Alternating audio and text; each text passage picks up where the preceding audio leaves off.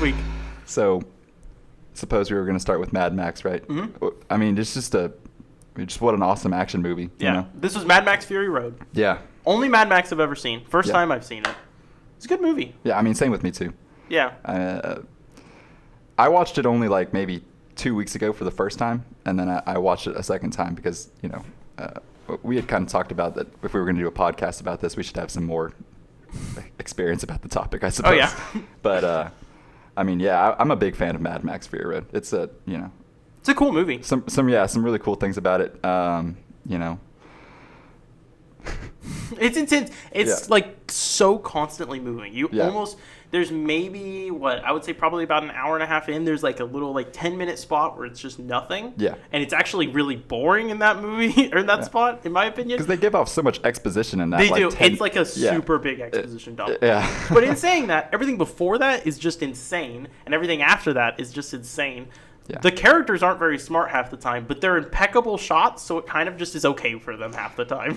Yeah, I mean, you get the sense that they've survived in this apocalyptic world for so long that maybe you don't really need to be all that smart after all. No, you barely not in Apocalypse. Yeah, they are great shots though. It's insane. I mean, in that 10 minutes, they make the plan for the whole rest of the movie, and then it plays out in a final 30-minute battle sequence. It's a long battle scene. Yeah. I mean, the first hour of the movie is also a very just long battle scene. Insane. I mean, film structure wise, it's insane that it works. Because I mean, the film is very barren plot wise. Yeah, it is. There is not much plot. It's basically just what's her name? Furiosa. Yeah. Furiosa then captures these three people. Not captures. Rescues the breeders who are the really high class people. Yeah, the really high class breeders that what's his name? Lord Paul? No. Immortal Joe. Immortal Joe. Immortan Joe. Immortan Joe, Yeah. which is, by the way, the best name ever. I love Immortan Joe. He's such a good character. You know what's cool about Immortan Joe is that the actor for Immortan Joe was also the bad guy in a previous Mad Max film. Oh, really? So they reused the actor because I guess he was just really great and menacing. But in the old one, forgive me, I obviously didn't watch the old ones, but I think his name was the Toe Snatcher, or so. I'm not kidding. It has something to do with toes and taking them. The Toe Taker. Maybe his name was. I'm not kidding. That's actually his name. That's such a good name. Yeah. They have really good names in these movies. You got Yeah. Furiosa. You got Mad Immortan Max Joe. himself. Huh? Mad Max. I mean, it's Just pretty Mad awesome, Max. pretty awesome name. Which just Yeah. the reveal of him being Mad Max at the very end of the movie, honestly, blew my socks off. I had no idea. If you couldn't guess, I didn't know. I was only who the fuck is Mad Max? who is this guy? Who is this guy? I don't Yeah. know even what. And then just Mad Max appears, and I'm like, holy shit! Yeah, that was a crazy reveal. That was Mad Max the whole time. Edge of my seat. Oh, when we were watching the movie, I remember you said something about that there was a character in Immortan Joe's little paradise hut where they start the movie. Okay. Yeah, I remember the baby. I actually saw, I think it was an Instagram reel about this, which is kind of weird because I've been getting so much Instagram Reels content about the movie now. Because you watch it twice and you're like, I have 3 hours of Instagram Reels about it. Because, I probably accidentally mentioned to my phone directly that I wanted to see sure. content about that. But anyway, there's no special effects on that character. Really? It is actually an actor that has a condition. I feel a little bad. No. He's got a condition where he just never really fully grew up. Mm-hmm. So I mean, there's no special effects on that character. What a crazy diverse cast. How do you really find is. cast members that are like the people in Mad Max that look so disfigured? Yeah. Okay. I mean, that was a joke. I mean, a lot of the Mad Max cast is they're perfect fitting for their characters. Mm-hmm. That's what I like. That's one of the things I really liked about the movie was the casting. And I also thought that Max himself being played by Tom Hardy, he looks a lot like a modern interpretation of the old actor for Mad Max. I thought. Yeah, you showed me a picture of the old Mad Max character compared to him. He really does look kind of similar. And I thought Tom Hardy did honestly an excellent job. Even he didn't talk a lot, but just his actually doing things and stuff like that. I thought he did a pretty good job, to be honest. Yeah, Tom Hardy rarely ever talks in movies. It's true. He's very a low talker, and like you said at the beginning, he almost never shows his face. Isn't he that always weird? has something on his face. Yeah, I mean, he's Venom. He's got the mask. He's got the Venom face. The whole Venom persona. Which he is Eddie Brock for a good bit of those movies, but and then he played what was it? He was in Dunkirk. He was a pilot. See, I've never seen. I need to see Dunkirk. I love war movies. I mean, you can look in the cast and it'll say Tom Hardy, but I'm pretty sure he never takes the pilot helmet off. Is he in the movie a lot? Yeah. He is in the movie Towards a lot? the end, yeah. And then what else was he in? He was Bane. You know, He he's was got the Bane. mask. I've never seen the Bane movie. I need to watch. There's so many Like movies I need to Dark watch. Knight Rises. You never saw it? Yeah, no. I've never saw Dark Knight Rising. I saw the first two of Batman's, but I never saw that third one. Yeah. It was. I mean, I know it's good. I've heard it was really Yeah. good, but I've just never seen it. I mean, I've heard it was good. I hear Bane impressions all the time. Oh yeah, super notorious character. I mean, I like it more than most people do. The Dark Knight Rises, but anyway. You just like the Batman series in general more. Yeah, I like that. You know, I like the Dark Knight and like the Batman Begins, like that whole little trilogy. Mm-hmm. You know, I mean, it's a Chris good Nolan. trilogy. Yeah, pretty See, good. you know what's weird to me is I always thought that and maybe I'm wrong on this. You can correct me if I'm wrong, and maybe I was right in originally. Those three movies are not connected to the modern DC verse. Is that correct? Like the Dark Knight movies? Yeah. No, not at all. They're completely different. Yeah. I always assumed that they were the same. No, they're totally Because different. isn't it Ben Affleck in those movies and in the new ones? Oh no, it's Or is it completely different actors? Christian Bale. Yeah, I'm a dumbass. I could have sworn they were the same people. Yeah, Christian Bale is great as Batman. I'm a big fan of Christian Bale too. But Christian Bale does a good job on Batman. Yeah, 100%.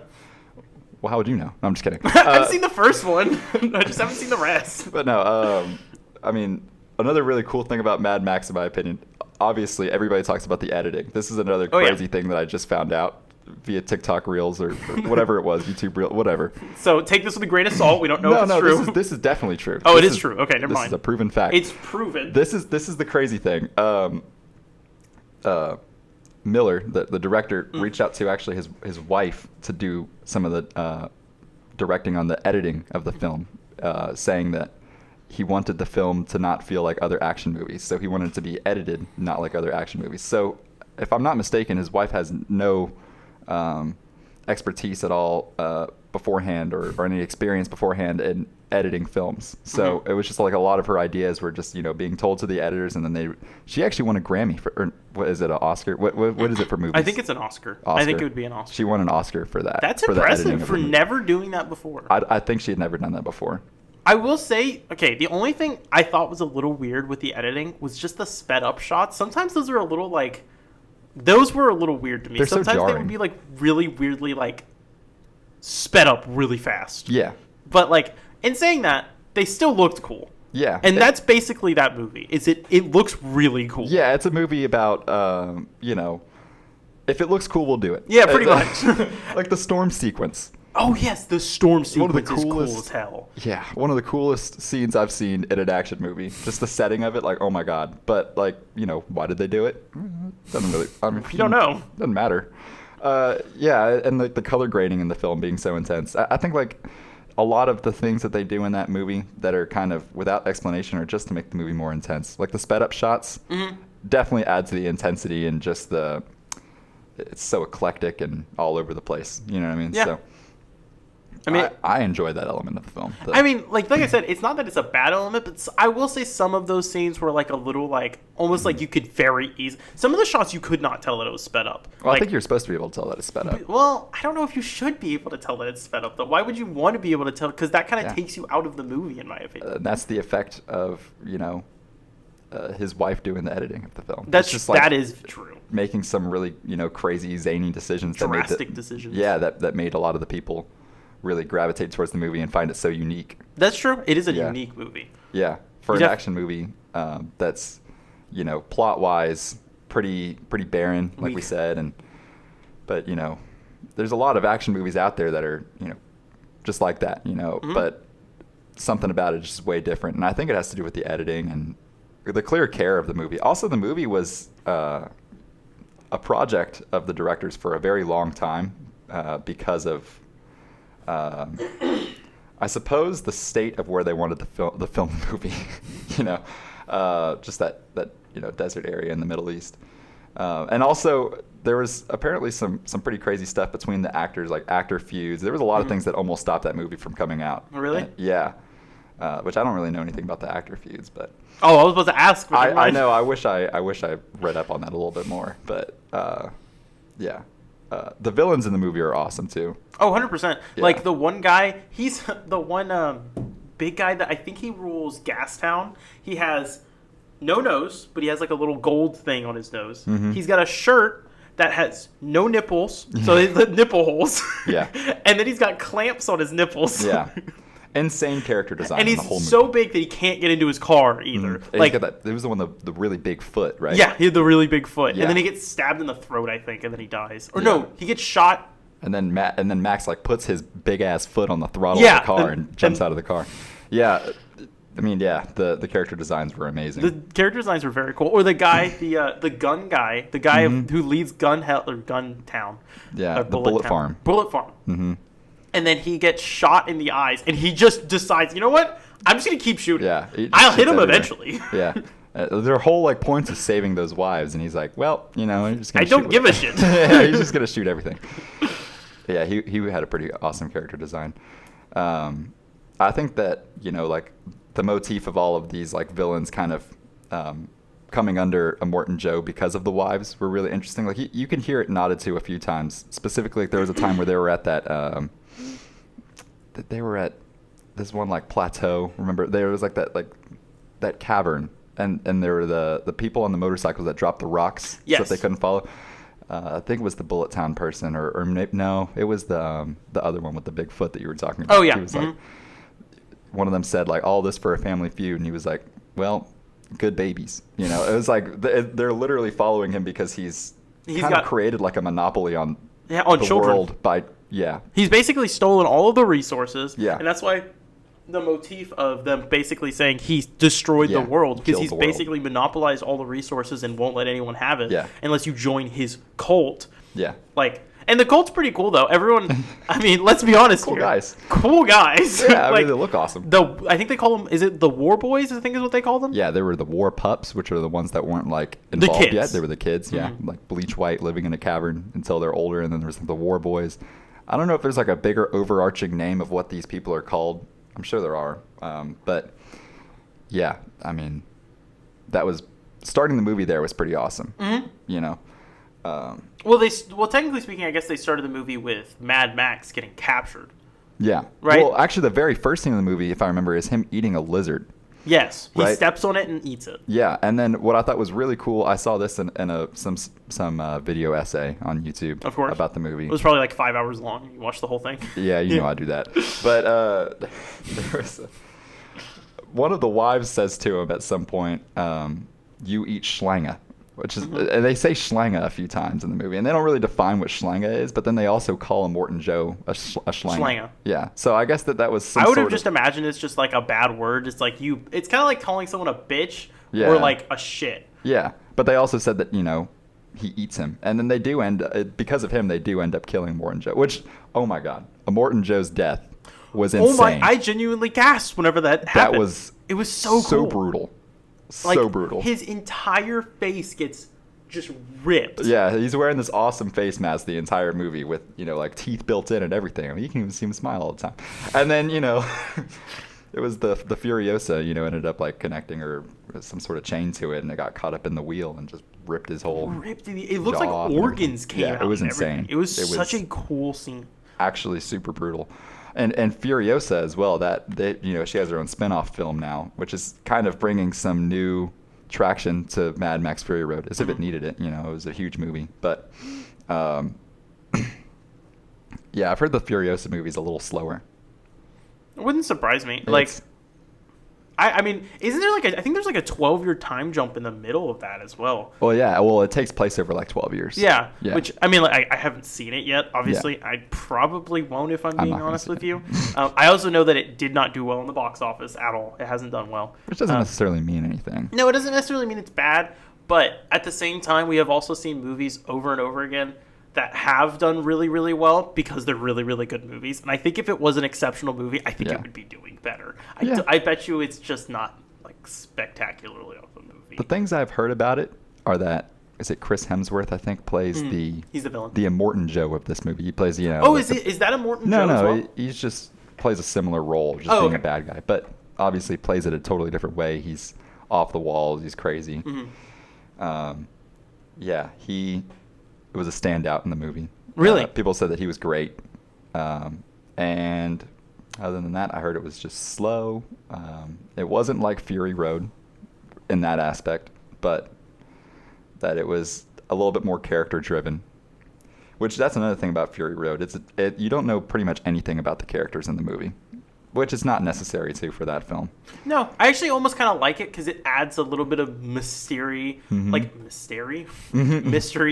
it's a little bit like mystique of each character because you don't really know what they're doing. You don't know their drives entirely. Yeah. It does feel like you kind of learn Furiosa's drives a little bit more by the end of the movie. But like Mad Max, he's a war boy. That's literally all we know about him. Yeah, you don't really learn anything about Mad Max himself. Perhaps in the other movies. I'm sure over the span of, they've made like 10 of these movies, I'm sure at some point you've learned more about him. I don't know anything about him from this movie. Yeah, but it really is more of an introductory film to Furiosa than anything. Which also, to speak on that, I really liked Furiosa in that movie, in Mad Max Fury Road, particularly because the movie, she's a very strong female character, but they also don't do it just for the sake of having a strong female character. Like she's a well-written character. She is. Like she's not. That's something that people have come to like not be able to like even stand in movies is whenever there's like a female character at all. Well, but when they write one in just to have one. This is true. But hers was like super grounded in that universe, and her character was done really well. And Charlize Theron is probably one of the better actors, actresses. Gives one of the best performances in the movie, I think. But there was also just more there for her, to be able to do. I mean, Mad Max says like maybe a total of 20 lines in the whole movie. Yeah, probably. It's a very small amount. I mean, Furiosa really doesn't have that many lines either, I would say. She maybe has like 25. Yeah, I suppose that, but it is just maybe she really doesn't talk. She doesn't talk a lot, but it really is, and again, this is one of the reasons I do think this movie is pretty good. It's the way that they act. It's a lot of just like, they act through their, they show, not just tell. That's why I actually think that this movie did so well and it's such a good movie, is that they don't just exposition dump. You learn stuff about the world by just, the cars racing or them like doing different things and what's important to them, and like, the fact that they were going to drop 20,000 gallons of fuel. Like, clearly that's a very important resource right now. Or the fact that there's a bullet farm that's clearly an important, like bullets and gas are probably the most important resource right now. Like, there's a lot of showing without, necessarily doing an exposition dump. I say that as there is like a 10-minute exposition dump at the end. Very necessary one, though. And it's really just explaining, what they were doing this entire time to get to these. If you didn't get it now, this is what they were doing. Yeah. I mean, it's not really explained what like the green place is anyway up until then. And it's like, true. And since they weren't going to be able to show the green place, they had to say something. Because the green place didn't exist by the time that they got there, Yeah. It's like really, it's really impressive that is the only exposition dump in that entire movie.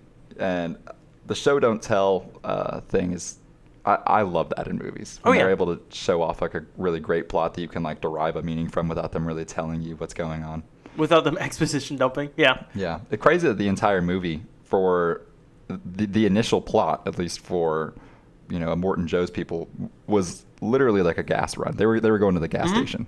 They're just like, I just need some gas. I gotta fill up. I'll be right back. I swear. And then shit hit the fan when the Furiosa's like, all right, no, I'm actually just gonna take your like 7 wives.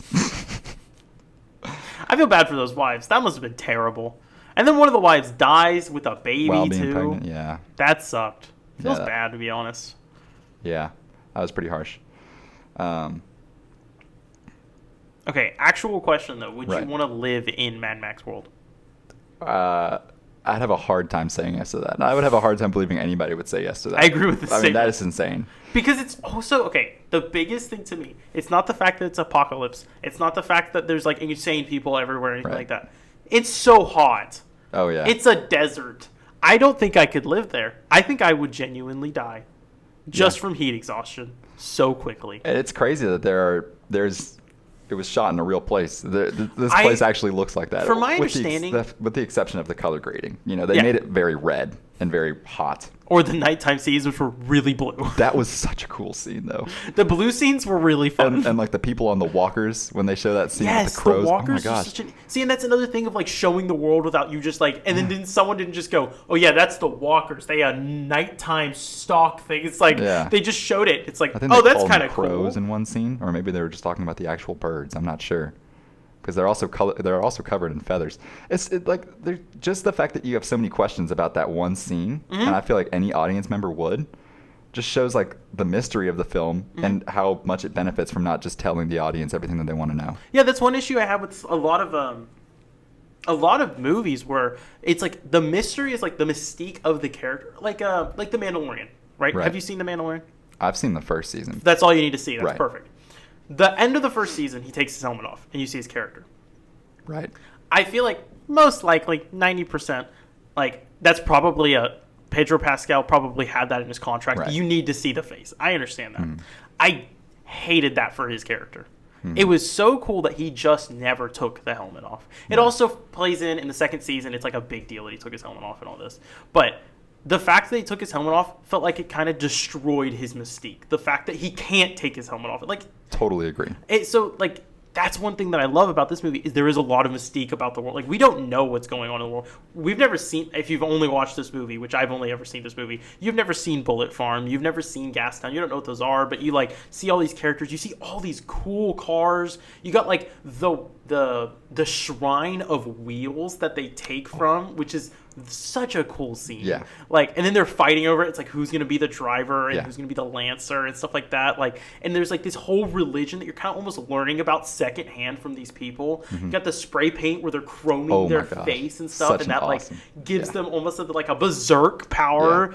And they don't tell you, know, what that does to you. It's just like kind of cool. We were theorizing about, is this like some sort of laced spray paint that gives you some sort of ability, or is this I still think it's just like a spray religious thing that's like it just amps them up to be able to put that on their face, So cool. I mean, and you'll never know. You and I won't. think that George Miller also, I should also have done some research into this, whether or not they actually did explain some of these things in past films, but him not explaining things, I think that he knows that for a lot of people, Mad Max Fury Road was going to be their first Mad Max, because, it was just 20 years or so. It was like a 20-year gap since the one that he made before.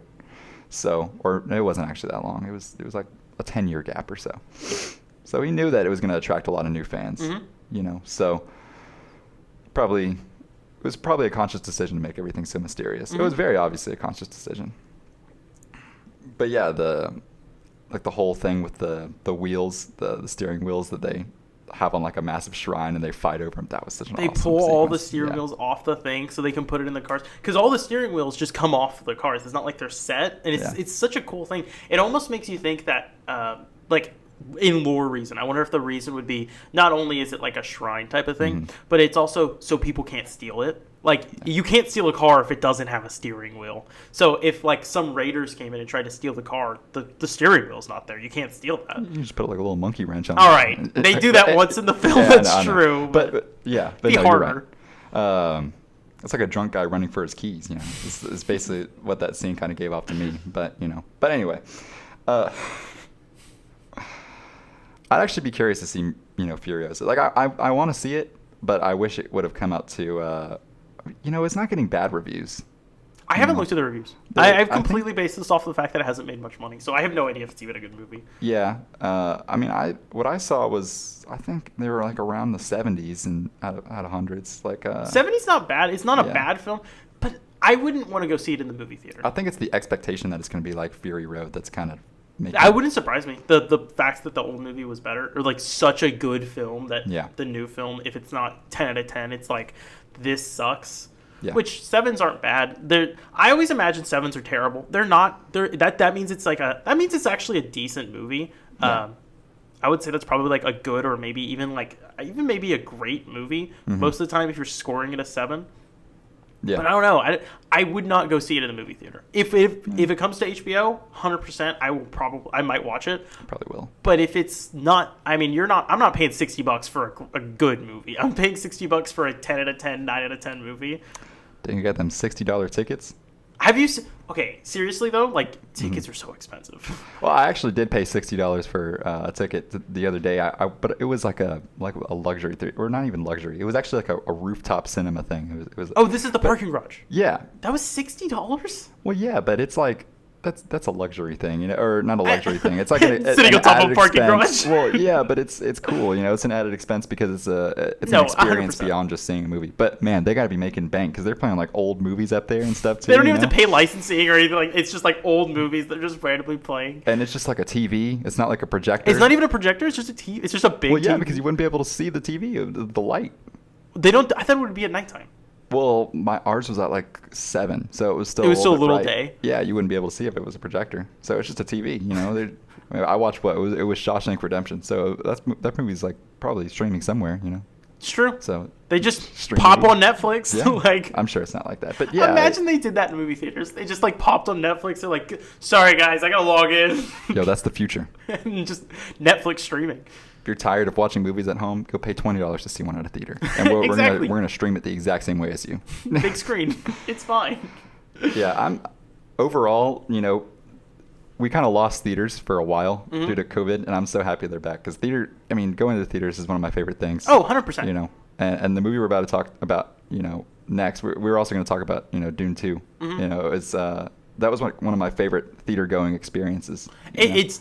I'm not going to talk about it too much, but it's Right. definitely a good movie to go see in the theaters. Like, Yeah. and I love going to theaters. They're just expensive. Yeah. Like, for 2 people to go, that's at least, I want to say, like, probably $15 per ticket. So you're paying at least $30. For 2 drinks, that's about $10 each. And then the popcorn's another, like, $10. So you're spending, like, almost, that's how you get to, like, $60 for just 2 people, which is so insane. And then you got to hit that like theater arcade that they got in the front, you know. I would love to, but I'm already spending $60. Well, but what's $20 more if you could win a What's Pikachu plushie from a That's claw true, game, and then you can know? sell it for 50 cents, and you just got 50 cents off. Yeah, So, of your $80 theater experience. so in reality, you really made 50 cents in that. Yeah, it's like how, you know, when I went to Vegas, you know, I lost everything I came in with, but I hit $20 at some point. So that means you made $20. But I re-gambled the $20. But I did make it at that time. you know? Exactly. So overall, it's a win. So yeah, I mean, it's all a gamble. I would have loved to see Fury Road in theaters, though. That was what I was going to get at, you know, before I sidetracked myself. I would have loved to see that movie in theaters. I think that would have been I think that movie really would have benefited from theaters, you know. I agree. It probably would be better to see it in theater, and like the moviegoer in me, and like the like cinematic person in me is like, I should go see this in theaters. It would probably be better.